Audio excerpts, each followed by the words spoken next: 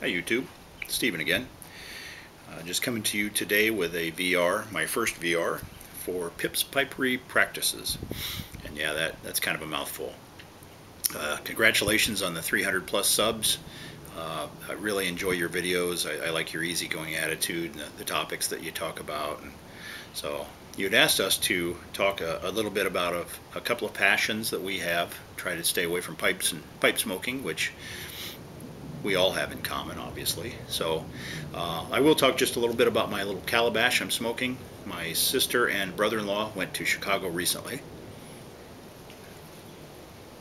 They went to see the New Zealand All Blacks pretty well school the USA rugby team, and while they were there they stopped into a little store called Iwan Reese, which is reportedly the oldest tobacconist in the country, and they picked me up this little calabash, and I really enjoy it. It was a very sweet gift, kind of an early Christmas present is what we're calling it. So in it I'm smoking some Savinelli Brunello Flake, which is an interesting tobacco. It's kind of a citrus flavor.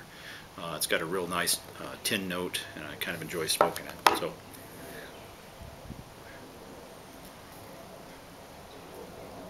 as I had just done my intro video about 4 videos back, I've already sort of spoke about my passions, but I'll expand on them a little bit more for this video.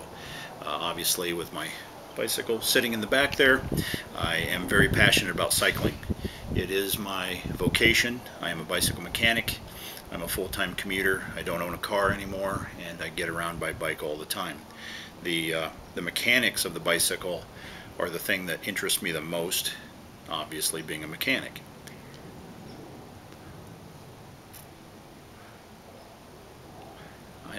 In my job, I work on $89 department store bikes, all the way up to $10,000 carbon fiber electronic shifting racing bikes.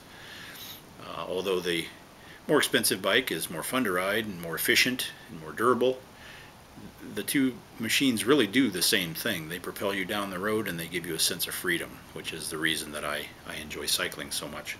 So I'm going to read a little passage here that kind of talks about what I love about the mechanics of cycling. I've got a book here that I've read a few times.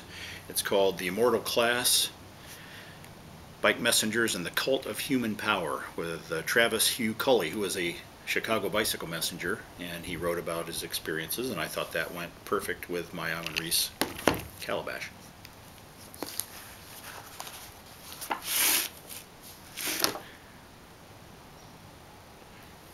There is no distinction between man and machine when I mount a bike like this one. Trusting all of my weight to the right pedal of a simple pulley system, I overcome the resistance of 2 thin tires bound by an aluminum frame and a steel chain.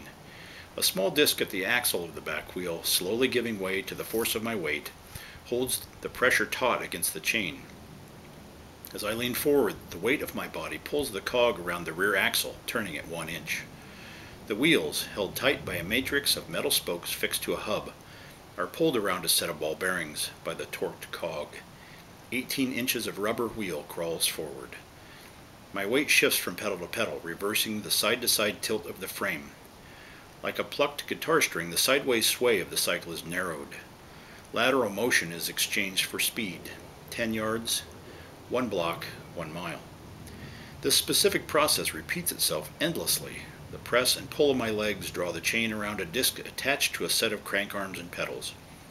All the parts work as a single organism, absorbing the asphalt and the cold wind while adding power to the spin of the wheels to build momentum. My torso, held up by arms gripped to handlebars and toes clipped into pedals, yanks the seat side to side.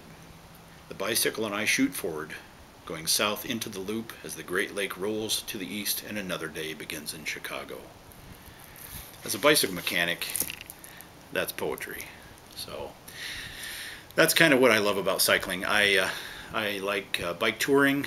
I do all my own carrying my camping gear when I go, self-supported.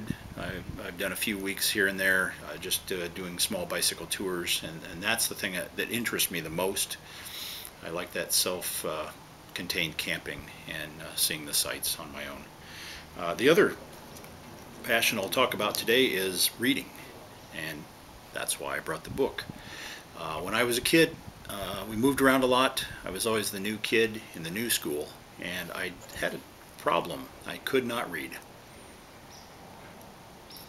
I got to 4th grade, and there was a teacher named Miss Virginia Ramsey.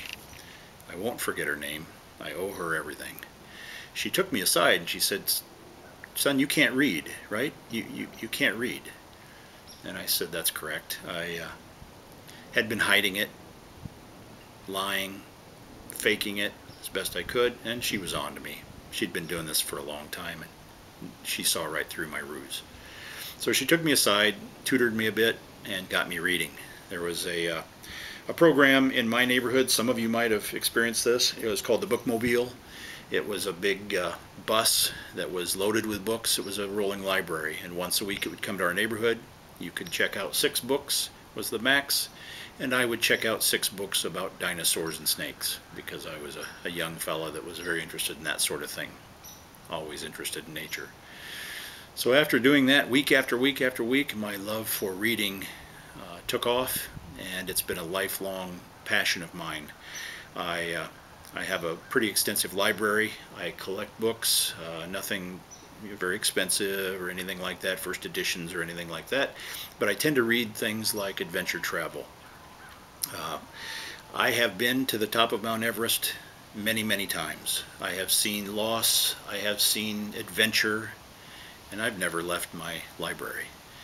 I tried to instill in my children the joy of reading, that you can go anywhere, you can do anything. I'll probably not go to the top of Everest in real life, but in my books, I have seen every sight you can see there. You can go to the moon, you can go to the stars, you can do anything through a book. So those are my 2 passions, things that I enjoy the most in this life, and they're my pastimes. So anyway, thanks for the opportunity to kind of talk about ourselves a little bit. Good luck with the contest, and catch you again. See you, YouTube.